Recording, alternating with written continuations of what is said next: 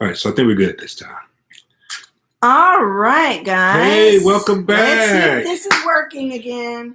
Hey, listen, and I apologize, but we went on our phones, and true enough, Comcast is doing testing in the area, and so you may experience. Our Wi-Fi sucks. And they're trying to give us 5G, and we end up with no G. Zero So, G. we welcome you back. We apologize, Hello. but we're going to give a few moments. Hey, Carissa. Hi, Carissa. Hi, Give Lily. all of your time to come back in, and then we're going to start up again because we have some really good questions that I think you all were asking. The problem was they were not coming through. We couldn't see the comments. And so I understand tonight, and I'm glad to see guys on tonight. Hey, Anthony, Tara, Bethel. We're going to give a few moments for everybody to get back in here, and want you to understand. Oh, Montreal's in the house. Hey, Montreal, we may be moving there pretty soon if things don't get better in this crazy country over here. Because I don't know if you guys saw the debate last night. Listen, honey. It was two old men wearing diapers that was trying to run our country. And I'm just saying. So I may end up over in Montreal or Quebec, whatever the place called, somewhere. I don't know what's going on in the United States right now. I just know it's cray-cray. It's crazy. And it's embarrassing. Yeah. It's embarrassing. Like, I'm sure all the other countries in the world looking at us like, what is wrong? No, they were laughing over there. This is what happened when you elect senile old people to run a country with people like us. You had last night, as the lady called it, was an issue. It was crazy. Shannon says YouTube has a new live streaming system. This could be the reason for the technical difficulties. Shanna, thank you for that, because it could. Well, I know for a fact Comcast is our internet's crazy because I just got the message from them, and so we apologize because there were many questions being asked. Yeah, there were lots of questions. So I want to start off where we left off on the other video. You want to give it time to build it first? We can start talking. No, that's what I was trying to talk about last night because I want people to get in here. Some good questions. Oh, there's another question. Okay, Pastor Pope, how did you know that Miss Pope was a fit person? Ooh, we're gonna hold on to that one right now. All right. Okay, so go back to what you were saying before we were dismissed. The reason we named this video "There's Someone for Everyone." Yes. Because so often we're seeing in our inbox questions, emails, comments on videos. It's like, does this disqualify me for love? I have an autistic child. I'm a single mother. That was a question a few minutes ago. Yeah, a few minutes ago. They said they have an autistic child. Mm-hmm. And it's like, should I just give up on happiness because I have an autistic child? No. It's like, no. So what I was saying is we were in the mall today and getting Carrie a smoothie because he can't eat solid foods with his braces. And so we were leaving, and as we were leaving, it literally was like, we saw this couple, and guys, like, literally, she was probably like 350, 400 pounds, and she had on like a little sports bra with her entire stomach out, jeans, everything. Sister had some. She was a big girl. Yeah. But her boyfriend was holding her hand, walking down the middle of the mall, and he looked like, he was not overweight at all. He looked like a normal, just average sized guy. And I said to Carrie, I said, see, here's a perfect example of real life, guys. Real life. There is somebody for everybody. Everybody, yes. While you're sitting around, oh, my butt's not big enough. Oh, my boobs aren't big enough. Oh, I'm not tall enough. Women want these tall men. And you're listening to all these statistics, and you're listening to all these podcasters, and you're listening to all these articles, and everybody's got an opinion that disqualifies everybody from love. But in the meantime, there's somebody for everybody. But you got to find that somebody for you.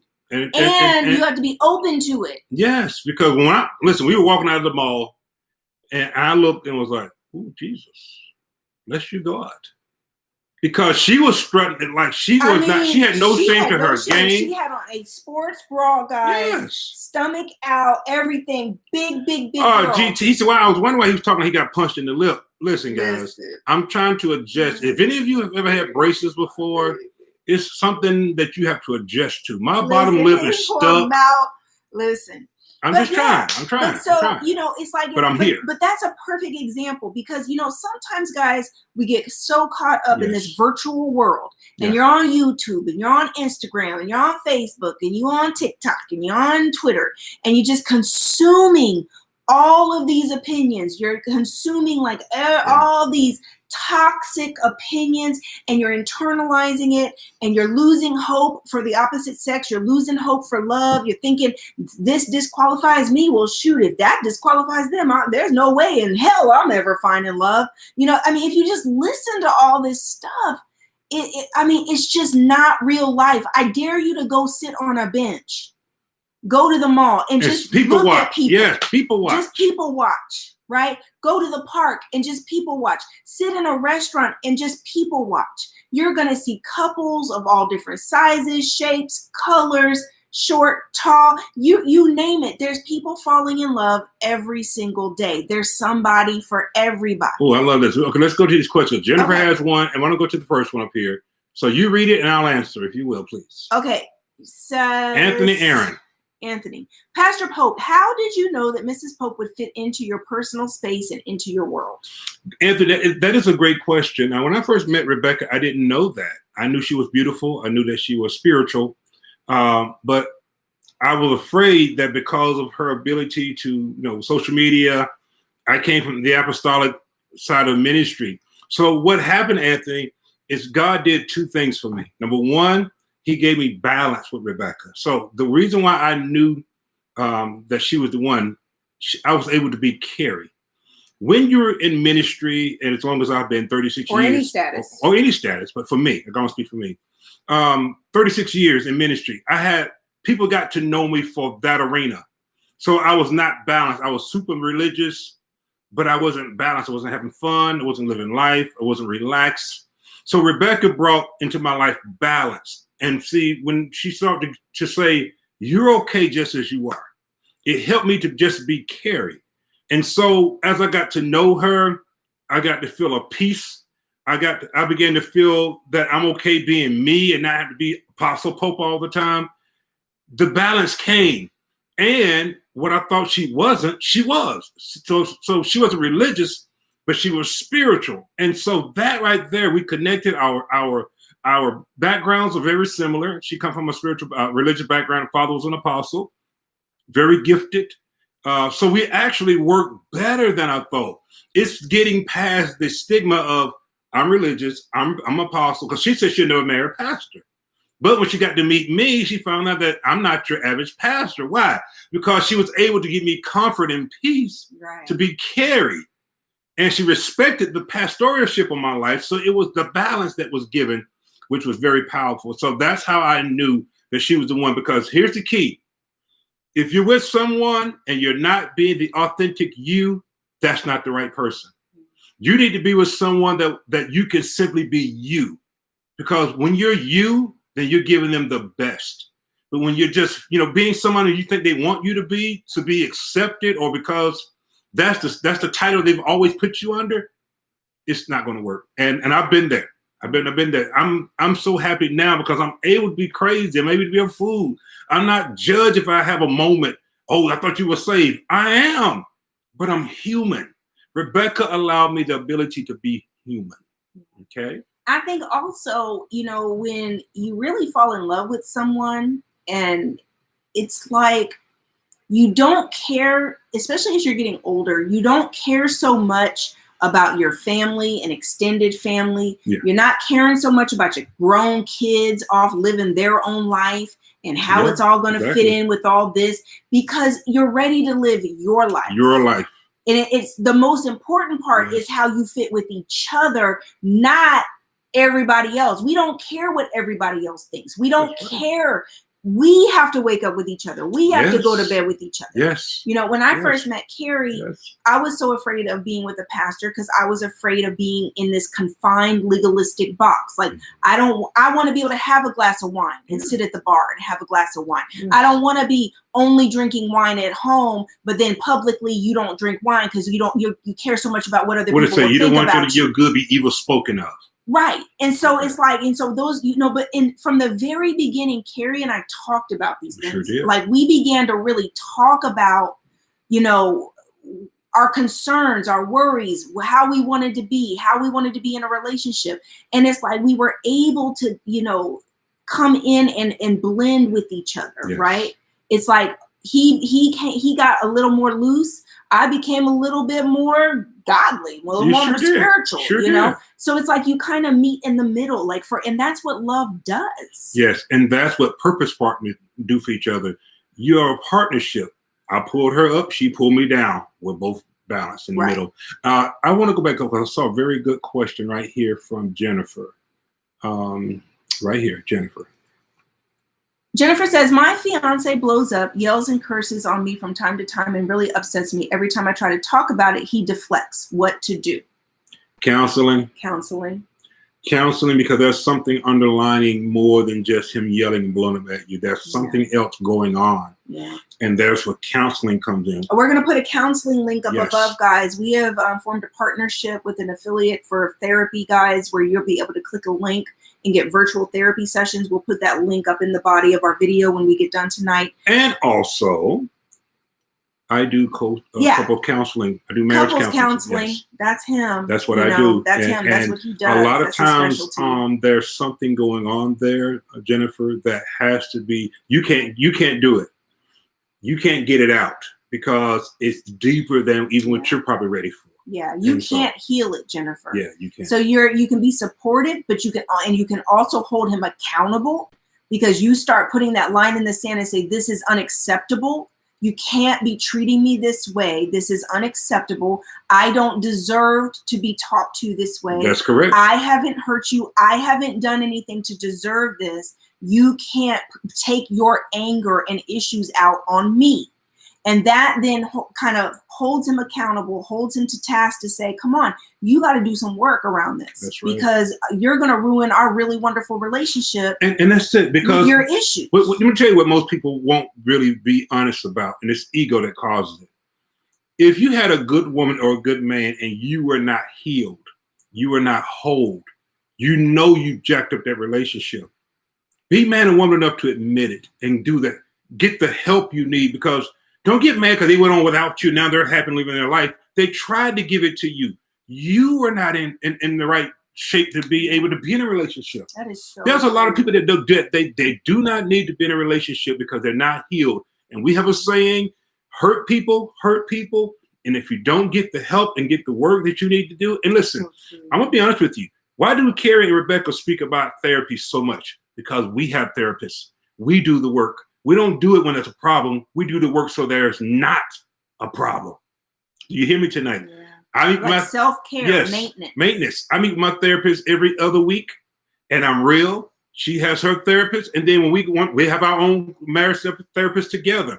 And you have to have, it's like a car. You can't just keep driving a car and never get the oil changed, never change the oil filter or do the maintenance on the car. It will break down. Mm-hmm. And some of you right now are riding around with lights on in your marriage, meaning the engine light is on, saying there's a problem, but because the engine is not shaking, you're still driving. Yeah, you're going to get it's going to fall apart. Okay, what was the next question? Here we go.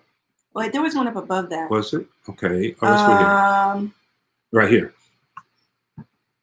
There was another one up above that one too. It was from a man. Y'all gonna hear how we do it in our house, so watch this. Madonna, God bless the both of you. Hold on 1 second. Hope, and I think you are. Thank you, Madonna. Hold on, baby. This is how the Popes do things in our house. Excuse me a second. One of my sons downstairs think that we're deaf. Oh, they're being loud. Excuse me, ladies and gentlemen. Go ahead, answer, baby. James says, usually I'm so busy, I'll think about it, I'll let you know, etc. Simply means no. When I hear it, I check her off the list and move on. Should I continue or remain open? You should leave them alone. In a hurry. Because James, like when a woman's really going to be into you, when you do finally meet women that are really into you, that's not what you're going to hear. No. I'm busy. I'll think about it. I'll let you know. She's not interested. Let me ask you a question. And I'm going to be real about this. If Rebecca has said to me, I'll let you know, to me, that's a turn off. That's a no. I'll let you know. That's like a child saying, Mommy, can I go to the movies? I'll let you know. That means you ain't going. So here's, come on. People talk about ghosting a lot, guys, because it's like, oh, I hate when people ghost. And it's the people who get ghosted who hate being ghosted. They hate ghosters. But here's the reason people ghost. And here's the reason, James, that girls will say this kind of stuff. And it's because it's two things. They're trying not to be mean. So they're trying to not just outright reject you or tell you, I don't like you like that. They're trying to kind of put you off to where you get the hint, you get the message without being confrontational or mean or rude. So they're trying not to be that.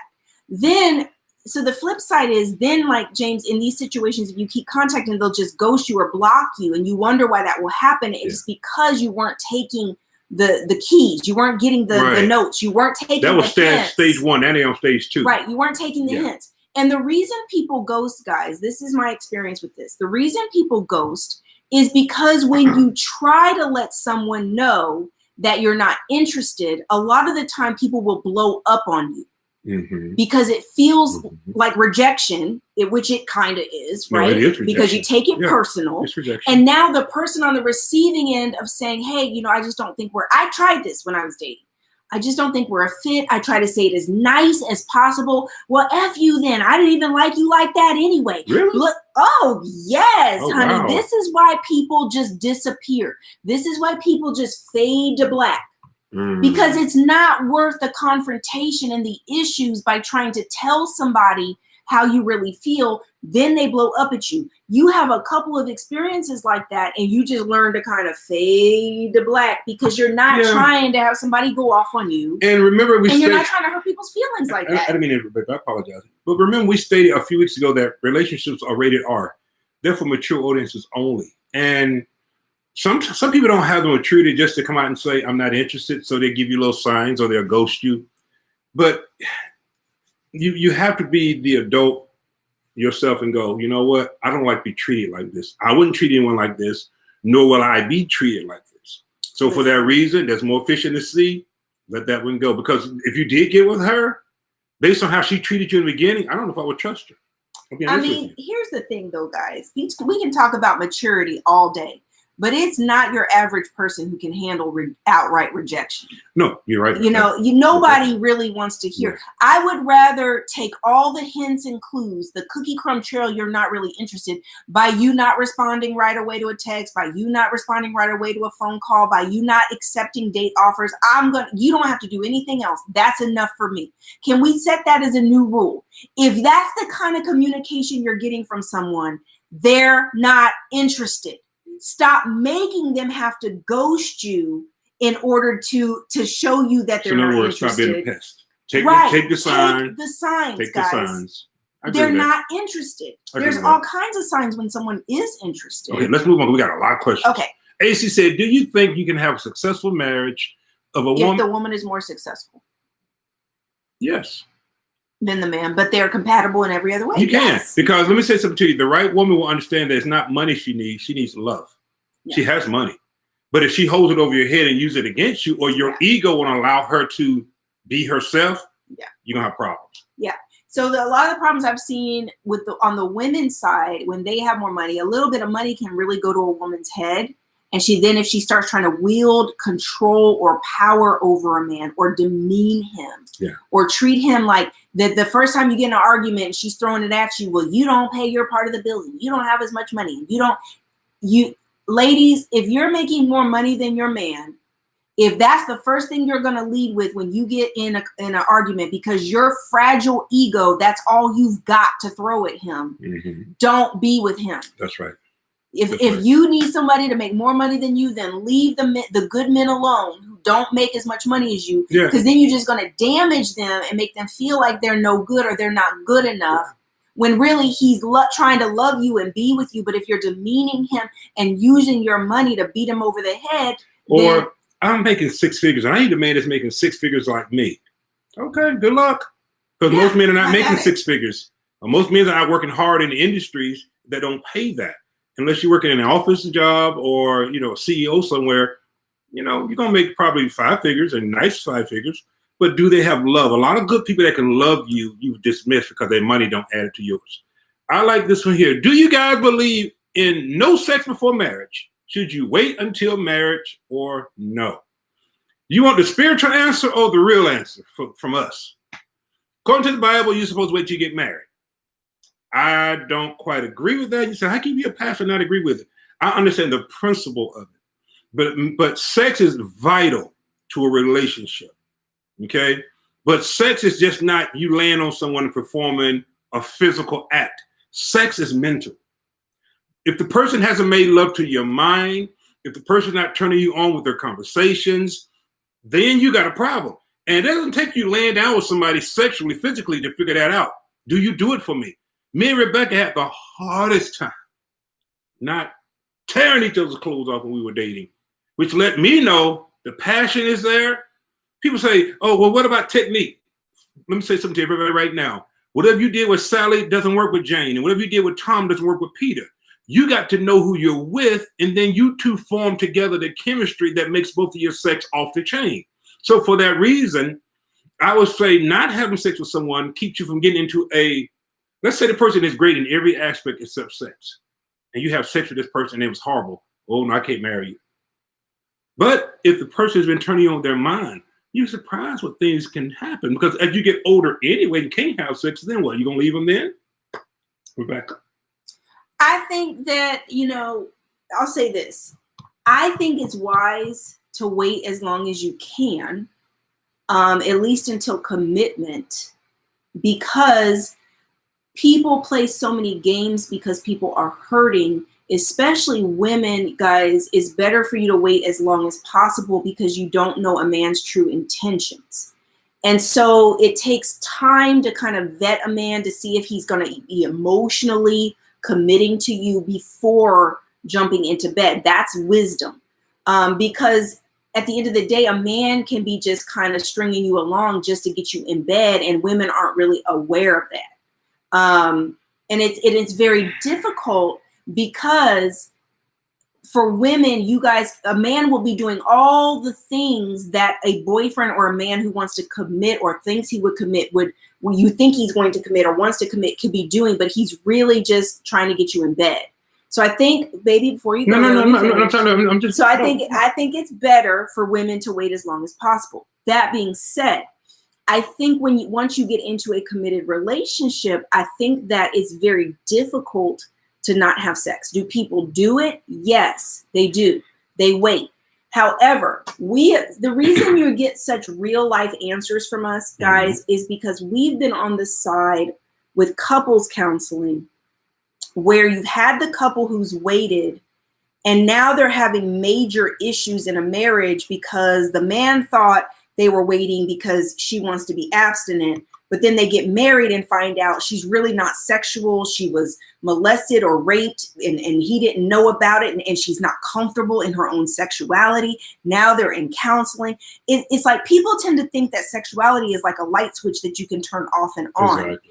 And that's not the way it works. Sex is such an important part of a healthy relationship that I can say you can definitely wait until you get married, but there should be some affection and physical affection going on in order to be able to recognize that there's chemistry and that the light is coming on, if that makes sense, right, guys? In other words, this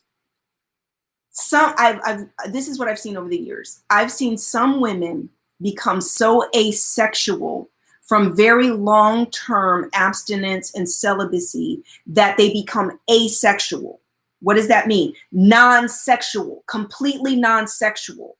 And literally, just because now you get in a relationship, you've been telling yourself sex is bad for so long, when actually sex is part of a normal, healthy human being. I thought it was. God made us sexual. God created us as sexual creatures. So it doesn't mean that you are not supposed to have sexual urges. It means with spiritual maturity, you manage your sexual urges. And so I think that, like I say, the issues I've seen come in is when women have become asexual, then get in a relationship and they think they're just going to flip a switch. But now there's been some mental damage around sexuality, as seeing sex as bad. It's very difficult to then just, after you get married, turn it around and think now sex is wonderful and everything is on the table, and I'm going to be freaky deaky and do everything and anything that my husband wants me to do, after many, many years of programming your mind to think that sex is bad or it's off limits. So why did you tell me to hold on? Because somebody says, "Are you a real pastor?" That answer was not what I expected. So core view. So let me explain to you that wants to go real spiritually deep right now why I stated what I stated. One of the problems, especially in the African American churches, is there is no education. There's no teaching. There is no just do what it says and that's it. And just don't do it. Just don't do it. Do what the Bible says. Don't question it. Wait till marriage. It's better to marry than to burn. And this is the blanket advice. And nobody talks about sexuality. And so what you're going to learn about me, if you ever follow any of my teachings, is I'm one that's going to intellectually get you to ask the question, why? Because just telling someone to shut off what is natural, because the Bible said it, that's not how it works. I have myself, Rebecca, we got married young. We're in the church, married because I was told that it's better married than to burn. You can't do this. I married at the age of 18, had my first child at the age of 20 and went through hell because I was not experienced, but I had religion that was telling me what to do. So when you hear me say what I said to you, I'm saying the reasons why it's best to wait versus don't just do it. See, that's what I want you to understand when you watch the Popes. We're not just giving you just off the top of our head advice. Little package, little answers. Because at the end of the day, the real deal Holyfield day-to-day living. So we can give you these packaged religious answers that everybody wants to use, but in the meantime, everybody's having sex. That's it. Including the preachers. Including the preachers and the ministers and everybody up in there in the pulpit telling you not to do it. Yes. They're still doing it. Yes. They're telling you not to do it. Yes. And you're so convicted and self-condemnation if you even masturbate or if you even make out with someone you're falling in love with. Oh, you have an illicit thought. Because somebody said fornication is a sin. It's even a thought of it is sin. So here's what happened. So you're so freaking spiritual or religious, excuse me. You get married and you can't even please your wife because everything you told you can't have one sex position, you can't have oral sex, you can't do this, you can't do that, you can't masturbate, you can't nothing. So you know what? What you find is people now creeping and doing things, and then the person says, oh, you were not saved enough. No, you were not educated enough, and you're doing things out of ignorance. So the reason why the life of the popes come on, and as a man of God who's been preaching for 36 years, I'm going to give you life experiences of how my life resume got jacked up because I followed the letter to a T. But the word of God clearly tells us, and somebody missed this part, in all of your getting, get an understanding. Why is it best that I don't have sex? Just because the Bible said it? No, because there are principles that can mess you up psychologically, that can get you somebody that's... Listen, do you know how many jacked up women there are? So let me say this real quick. So all of you religious people that don't like us tonight, I'm sorry, but this is who life with the popes really are. You don't have to like it, but that's the truth. And we're going to teach it till I take my last breath, because I'm going to tell you something. Many people love to throw stones like this, but your life resume ain't clean.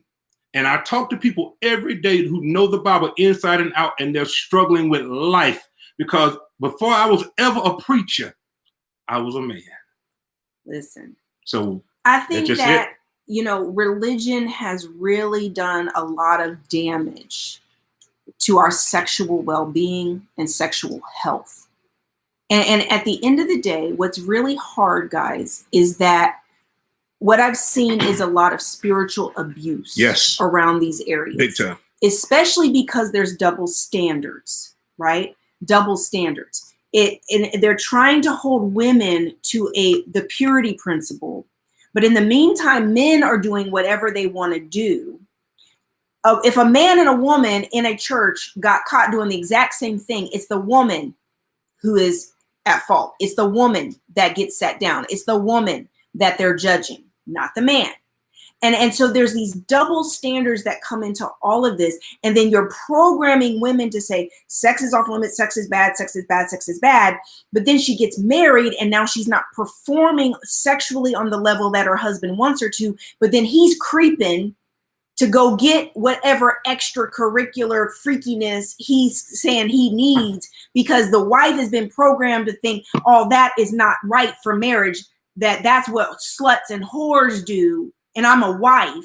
When I tell you there's so much jacked up mess going on out here under the label of Christianity, under the label of religion, and it's a hot mess. And here's the other side of this: repression. Repression is very dangerous.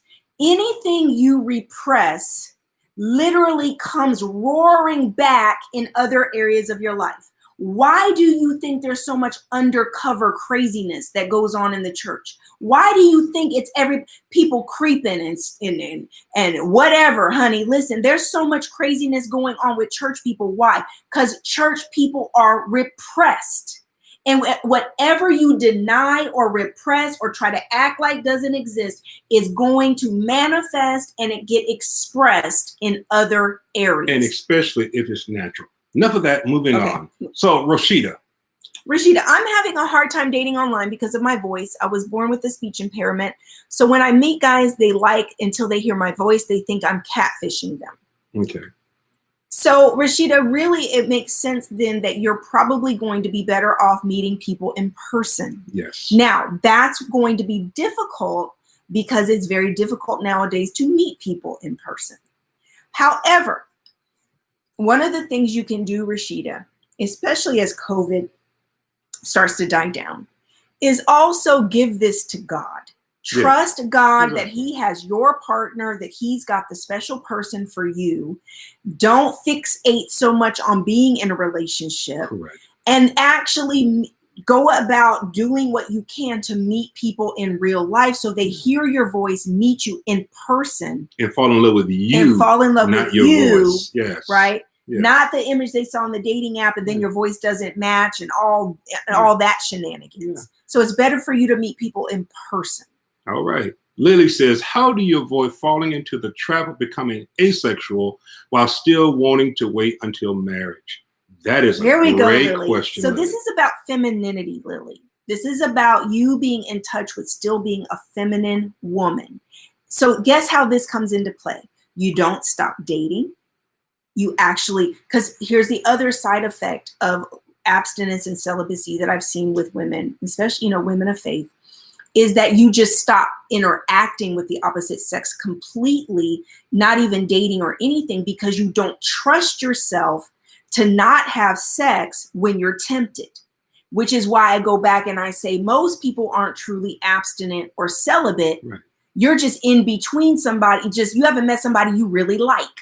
Because if your spirituality is not mature enough for you to resist the temptation when you are confronted by meeting people you really like, then are you really abstinent or celibate?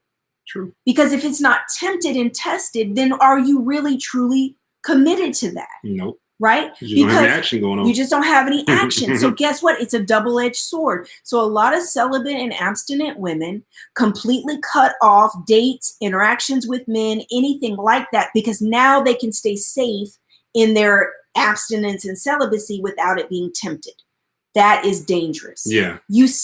So it takes spiritual maturity and boundaries, Lily, to where so here's how you stay in touch with your sexuality. Boundaries. This is how you stay in touch with your sexuality, single and while you're dating without having sex. Mm-hmm. You still dress sexy, like nice, like really, you feel good about yourself. Yes. You don't go on dates looking like you're going to church or like you're going to work. Amen. You're still dressing feminine. You're still a lady. You're still having fun. You're getting to know men. But guess what? There's no Netflix and chilling. There's no going to their house. There's no coming to your house. You put boundaries around this, right? Because guess what? Last time I checked, it takes getting into an intimate situation or private situation for anything to go down sexually. Yeah. If you keep your dates public, you can be dating. In other words, you never put yourself in predicaments where something can happen. Going back to his house, he coming to yours. And that's where the boundaries come in and spiritual maturity comes in. Yeah. For you to be able to stick to your guns about the celibacy and abstinence. And then you'll know that, here's the thing, you're sticking to it, but there is still something inside of you that's wanting, that sexual desire is wanting. Oh, so the C said, tell them online you have a speech impediment. I like that idea. Yeah. So the C, that's a great idea. Put that you have a speech impediment on your online dating profile, Rashida. People, why not just be real and honest on your dating profile? You know what? And I agree with that. She said, well, what if I don't get anybody? Then they were never meant for you in the first place. They were never meant for it. Okay. And if they say, oh, well, wait a minute, I didn't see that on your profile. Well, you need to learn to read. You shouldn't have just been looking at the pictures. Right. It's right there on my profile that I have a speech impediment. That's right. Let's go to Brittany. Brittany says, I met a guy at church, very talented, and he has his eye on me, but he is not my type. I understand that this may be a typical question, but I'm not sure how to think, how to think. How to go about it. I'm not sure how to think to go about it. I want a man who loves God. So let me okay, go ahead. Let me help out. First of all, Brittany, I want to talk to you. If you're still online, we're going to ask a question. I'm going to scroll down so I can see your answer. Do you not like him because you're not attracted to him, or do you not like him because he may not be saved? No, she said that. No, she said, read the question. I want a man who loves God. At church, very talented, and he has eyes on me, but he is not my type. I understand this may be a typical question, but I'm not sure how to think about going about it. I want a man who loves God. So do you think because you met him at church that he loves God? I had already asked the question. Is that the question? The question I was asking is, what about him makes him not your type? Is it his appearance, or is it that he's not saved, equally yoked? I'm asking for a reason. Yeah, we need more details with that question. Yeah. So come back and talk to us. Not enough details, Brittany. We need more details on that one.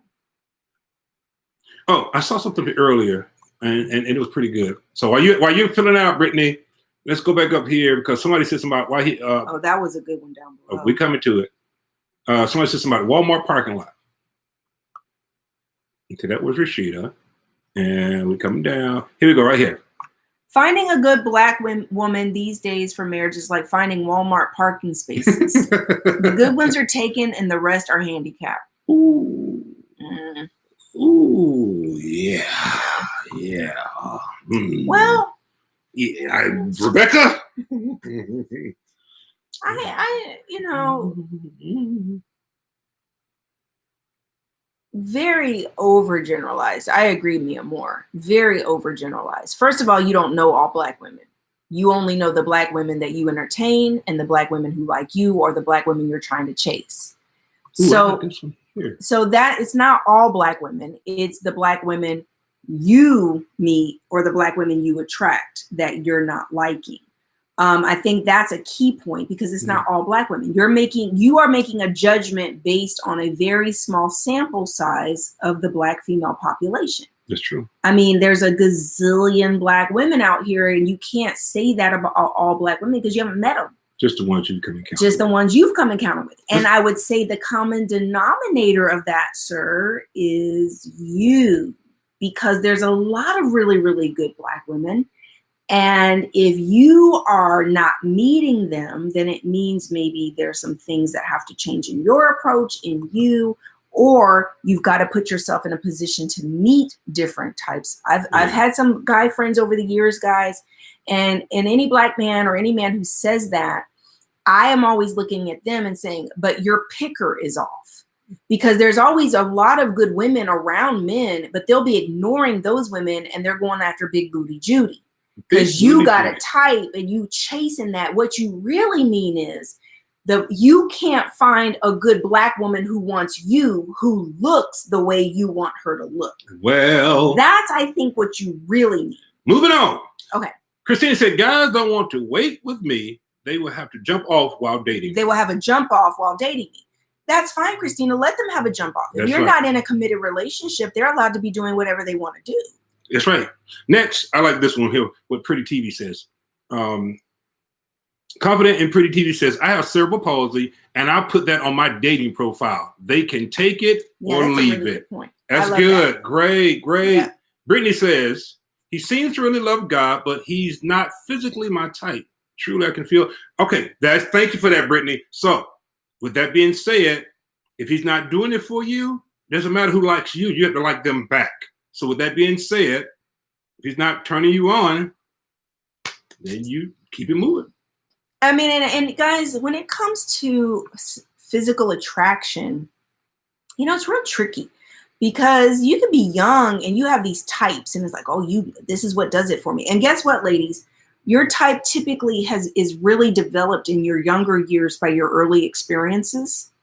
And it sets like a prototype or a standard in your life for what you like. And I've examined this in lots of interviews when I was matchmaking, that what women like tends to have a lot to do with their first experiences dating or their first sexual experiences. That's right, Bernard. It's called imprinting.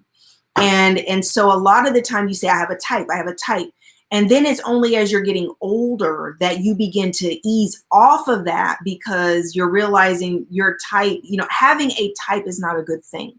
It's going to limit you and back you into a corner, and you call it your preferences. But at the end of the day, our preferences, what God has for us doesn't always come packaged in preferences. Say that right. Anthony, he got a really good one. Mr. and Mrs. Poe. Should we seek for what we want or need in trying to find a spouse for marriage? Where are you at? Right here. Anthony Aaron, he says, Mr. Poe. Should we seek for what we want or need in trying to find a spouse for marriage? I think it's a little bit of both. It's a little bit of both. What was funny, and I think Rebecca can attest to this, we only knew, Anthony, what we had experienced, right? God knew what we needed. Rebecca brought a lot to me that I didn't even know I needed. And she said it many times, I brought things that she didn't know that she needed. And so you want to be able to, I guess the first thing is you have to make a list of what you really want. Now, I tell people all the time, don't get caught up so much in the physical, because that's going to change over time. First thing is, do they have a good heart? Do they love family, if you're family oriented? What's their goals in life? Are they a go-getter like I am? Rebecca said something today that I thought was very key. Look up, baby, because you look like you're not part of the conversation.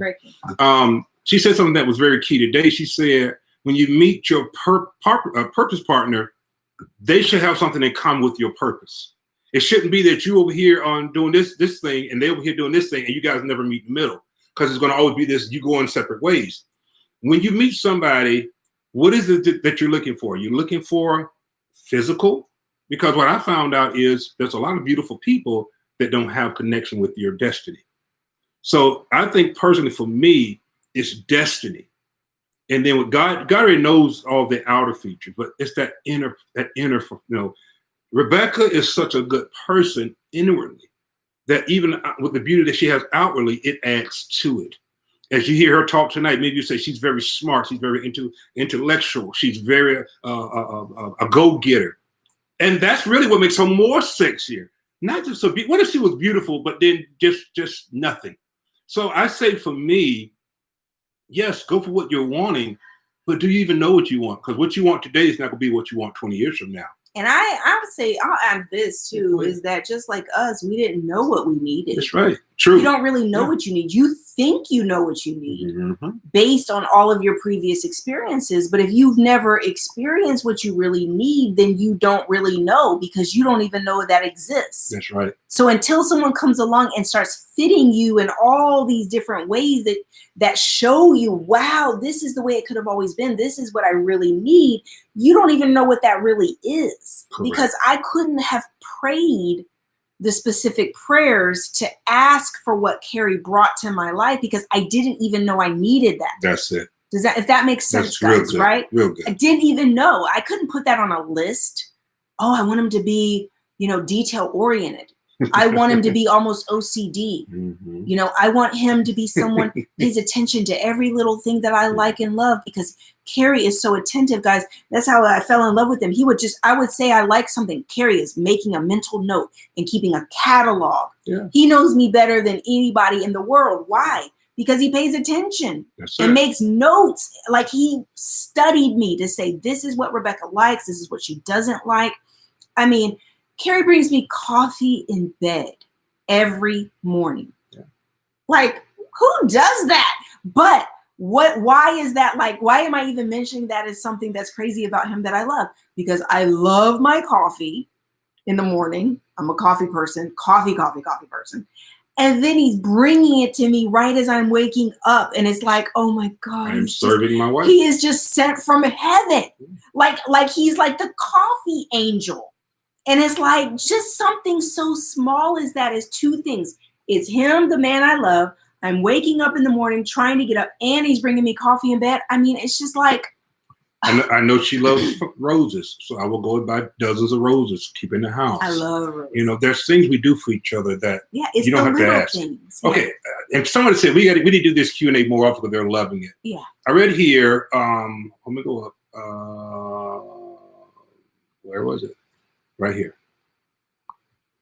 My type is a man who takes care of him holistically, for himself and for God, or for our relationship as well. That's right. Come over. Yeah, that. Let me just give one comment on that real quick, Chris. That is rare. It is rare to find a man who takes care of himself for himself and for God. Yes, and tell her why. Because men are so focused on a lot of other things, they're not always very introspective, they're not always very self-aware, and they're not always taking care of themselves the way they should. Mm-hmm. Especially some of your best men who are going to be very hardworking, they're very family-oriented, they're focused on trying to take care of everybody else and make sure everyone else is okay.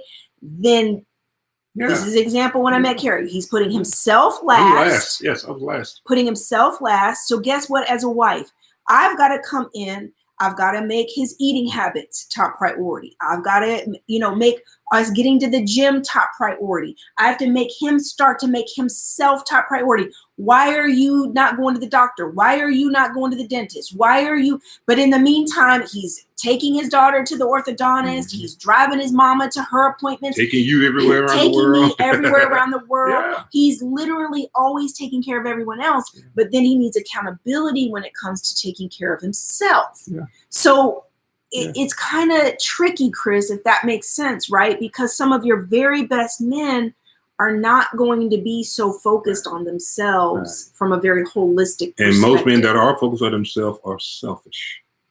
Real quick, because we run out of time. I'm going to answer 3 questions in one. So someone asked, say they were 38, what's a good dating age for them?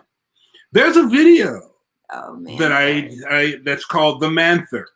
It's on right now. It's one that has already 1,000 comments. People loved it. People hated it. But I stated in there anywhere from 8 to 10 years. I said, but 8 preferably. Reason being, 1, you don't want to find a manther is someone who seeks women 15 to 20 years older. Now, I know some people say, well, I want an older man because he's settled down, he's mature, blah, blah, blah, blah, blah. And that's good and fine. But people don't think about the future. You're 38, he's 58. Well, 20 years from now, you're 58, he's 78. Diapers, maybe. Not getting around as well, maybe. So you want to try to get someone, if you can, within the age that you guys can grow old together versus them already having a head start on you and you will never catch up, okay? All right, and the reason we're doing this is because we're moving on. What's going on, babe? What are you looking at? I was just checking something. Okay, no. There was one right you here. Down, so I didn't know what was going on. One right here. I hope that answered your question, ladies. So all of you that are looking for someone to date, I preferably like to see 7 years to 10 years, no more than 10. Definitely not 15 or 20, because you're gonna regret it later when they, let's be honest, they're gonna get older and they're gonna die. You may die before them, but typically you're gonna get older, they're gonna get older, and all that happiness now is just still bubbly. They can't bubbly with you anymore. All right, Sabrina says, why do men approach women knowing that they're not ready for a relationship? It's one little 3-letter word for you, love. It's called sex. Sex. Men and women are, what is the book? Women are from Venus, men are from Mars. Listen, men and women are built very differently. And you're thinking, why is he approaching me if he's not ready for anything? Sex. Sex, sex, sex, sex. That's my answer, very simply. Someone said, can we please do a video on fasting to close out 2020? I need to reset, and I would like to do a 14 to 30 day fast. Any field is appreciated. Okay. Well, we do that. We call it detoxing. That's what we call it. And it's not so much just spiritual fast, but it's spiritual, physically, and mentally. And whether it's closing out 2020, it's about you taking the time for you, getting quiet, getting still, eat certain foods. Whenever I used to have the church do fast, we always ate because your body needs nourishment. We would fast from social media, television, radio, those things that you really don't understand, that's really noise that's pulling you into it. So that's what I would say in a nutshell about closing out the year and coming into the next year. Mrs. Pope. You're here. Mrs. Pope, how do you get today's woman to see that she has value and worthy if she didn't get that from her family? Anthony, it's tricky. It's so tricky. You can support her, you can love her, you can value her, you can make her feel adored, but at the end of the day, self-esteem is self-esteem, self-worth, self-respect. And if she's been through traumatic, or had toxic relationships in family, she is going to have to work on that with a coach, with therapy, to work on that on her own. All you can do is support her in doing that to not tear her down more. You can support her and love her, but you can't make her believe in herself. Correct. Okay, guys, the only reason you see us moving because we have 10 minutes, we got to get out of here. So we're going to hit and go. JP Cool said, do you think there's more of a power struggle between millennial couples compared to the older generations? If so, why? There's reason why there's more of a power struggle is because the older generations, the women didn't have any say. They didn't speak up. They didn't speak their mind. They just went along with what the father said. He beat her. He jumped on her. He brought in the bacon. And you fried up in the pan. Millennials today say, nah, player, I'm not my grandmother. I have just as much to say in this relationship as you. I respect you, but I'm not your puppet. You won't beat me. You won't talk to me any kind of way. So today's generation is not buying into that concept of the older generation where the woman had no rights. Women today are very intellectual. They have insight, they have oversight. They make just as much money, if not more, than men. So they're coming to the table. And just because you have a penis doesn't mean you get to call the shots. You're a couple. You are a partnership, okay? People like to say, well, I'm the man. And just because you was born with a penis, they go out and make more money than I make. Come in and do all these chores I do in the house. Today, it's no longer like it used to be where the woman does all the housework and the man works outside. It is split equally. I wash my own clothes. She washes her clothes. I clean the house probably more than she does just because I'm OCD. But I don't sit back and go, I'm the man, clean my house and bring my food. No. So the older generation, they were more into that whole, because I remember my grandfather. Look, like you moving. No, but I'm trying to catch it before you move it because there's a question right at the top. Okay. What zodiac sign is your husband? Carrie's a Virgo. How do you keep the caretaking balanced, aka how to be a partner, not his parent? In ICU grad, it is about partnership. We take care of each other. Each other, yeah. So it's about the balance and accountability and compatibility. Yes.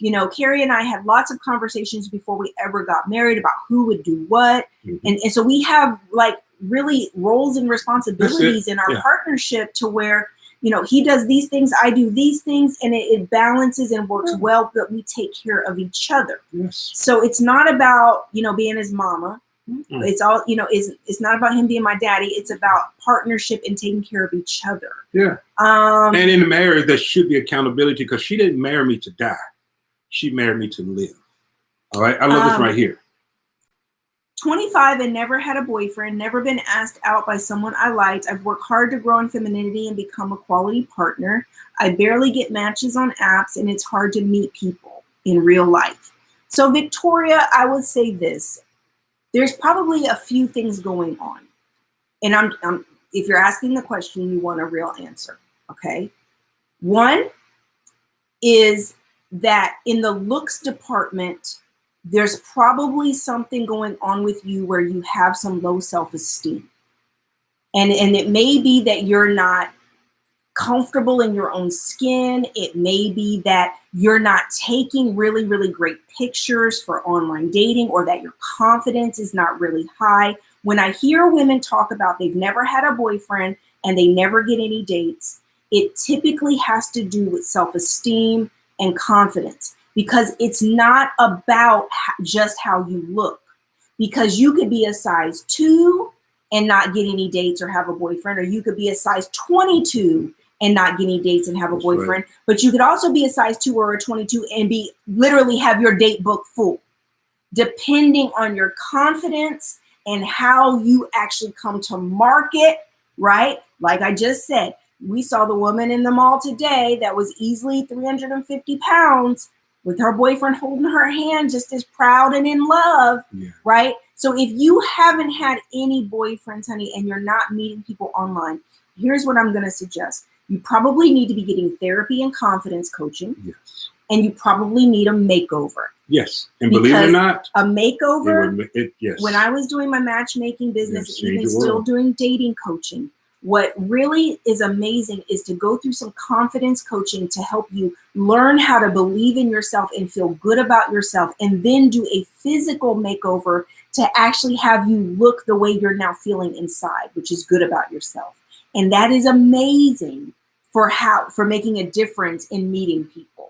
So that's just, I mean, I don't know you, honey. I can't see you. There's lots of variables that come into this, but that's my best advice when it comes to dating. Confidence is king when it comes to dating. That's confidence is the sexiest outfit you can wear when it comes to dating. That's right. All right, James, you're right. True, Mr. Pope, but the man is still the leader, or he's supposed to be. Very much so. One thing that's in the Pope house, I'm a leader, but I also have a woman that leads because we lead together. We lead in the areas that makes our house a home. All right, second of all, let's close it out real quick. Scotty, men don't want to start dating a woman, and all she does is talking about what she makes and how many degrees she has, and that's her identity. You're right. And that lets you know right there that she's not the one to talk to. So if somebody leads with that, then that means that's all they have to lead with. Not necessarily. Yeah, it is, because no. Why you gonna lead your degrees and stuff? Let me tell you why this is. A woman can have a whole lot to offer, but she leads with that because she thinks that's impressing you, Scotty. Women have taken on masculine tendencies because they think what they want in a man is what a man wants in a woman. So in her own psychology, she's thinking that these things are going to impress you and make you like her or want her more, or that she's a great catch. She doesn't understand that that's not how men think.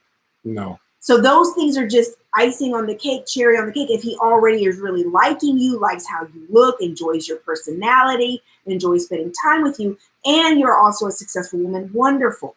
But that's not what men lead. We don't care about so that. It's basically, it doesn't mean she's a bad person, right? Or that she's not a good woman, yeah. Or that she's not a loving and nurturing woman. It just means she's wrong. leading with that because she thinks that's what you want. All right. 2 questions we're going to close out with. I love this right here. Sarah says, I have a friend who tells her man her insecurities, and he uses it to manipulate her. They've been sexing for years to get out on her once. She don't see it. Sarah. Yeah, that's a situation. That's a situationship. If you're going to be in a relationship, everybody has insecurities. Everybody has weaknesses. And if you share them with someone and they manipulate you, they don't love you. That's a situationship. All right, Rebecca, let's take the last question, and we're going to say goodnight to everybody. Okay,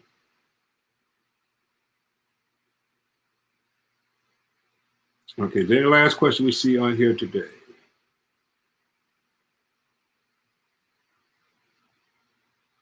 Okay, so they just commenting back and forth with each other. So listen. Hold on. Mm-hmm. LT Gemini, I'm always the friend, never the significant other, always. And that is because you allow it. That is because you do not set a standard for a man to date you. You're more comfortable falling into the friend zone, which means that no one's ever taught you how to date and how to position yourself as the catch. Lord. And so therefore, you're always positioning yourself as the friend. And it's something you're doing very early on with men, very quickly, and giving off all the wrong signals, and he's putting you into the friend zone. Okay, Rebecca's going to answer this last question because I love this one. I ain't going to go there, but Rebecca, answer D. Grant's question right here.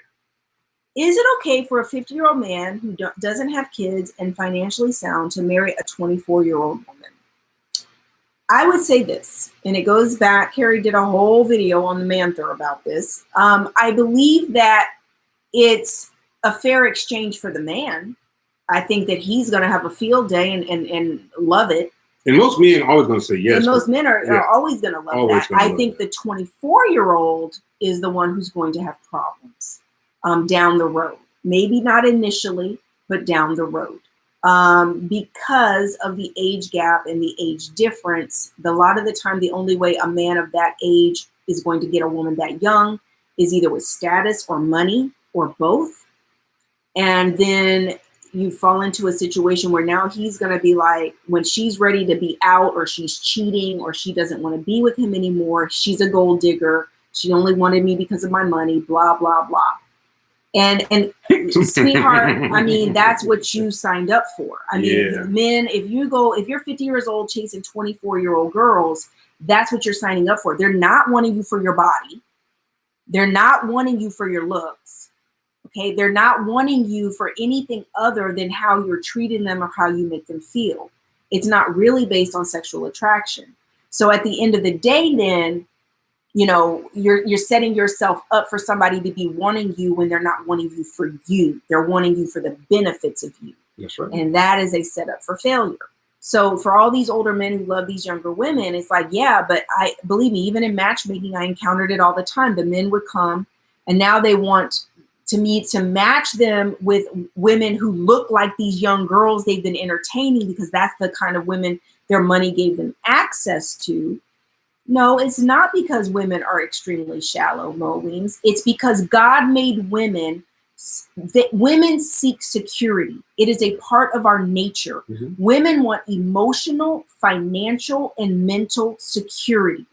They're looking for that in relationships, not even just romantic, also in friendships. It's about security. That's it. And so you can't change the nature of women, just like you can't change the nature of men. So when a man comes along and offers that type of financial security and emotional support and security, and she falls for that, but then when that becomes the normal, or it becomes, now she gets acclimated to that and recognizes all the other things that are not working, like when his dick stops working. And his Peter won't get hard anymore. But now she's 24 years old, 30 years old, and wanting to be freaked and sex like crazy. But he's having to take little blue pills. She wants to be flipped. She got to flip him. Right. You know, I mean, so, you know, it literally is that. I mean, I got clients right now dealing with 53 and 55-year-old men who have to go on blood pressure medicine, and now their peen don't get hard. Yeah. I mean, that's just real life, guys. It's real life. Yeah, it really is. I mean, so if that's what's happening, you said get off my phone. No, I'm getting to put. So anyway, that's my answer to that, guys. Hold on. I just posted right there the link to answer your question called the Manther. There it is. Click on that right there. There's the video to the Manther. Men don't like what I had to say because some of the guys are running on your game. But all of the women and some men said it's perverted for a 24-year-old woman. And in this particular video, I was talking about Marcus Houston marrying the 19-year-old. Right. He's 40, she's 19. So with that being said, we love you guys. Now let's make this announcement now. Next week, the Popes are on vacation again, so we will not be with you. Yeah, we're gone. We're going to be in the streets enjoying life, seeing family. But the following week, I think we ought to do this again because they're loving the Q&A. Would you guys like the Q&A again? We'll do the Q&A again in 2 weeks. And also remember, dating class, if you're still wanting to squeeze in, we did allow a few more people to come in over top of our limit. And you're coming in and you'll be able to get the replays of the first night. So we just had our first night last night. If you're wanting dating and you're wanting to learn how to date and vet and go through all the necessary steps we know are necessary to be in a position to date healthily and be able to vet and date in a way to meet people. Make sure you get into Inside Dating Class. We'll put the link up above. If you need therapy, we have partnered with BetterHelp. They are one of our sponsors. If you guys are needing therapy sessions, you can have virtual therapy anywhere in the world. They match you with therapists online. Make sure you click the link. We'll put that link in up above as well. And if you are needing spiritual life and love coaching or couples coaching, you can click Carrie's link up above also.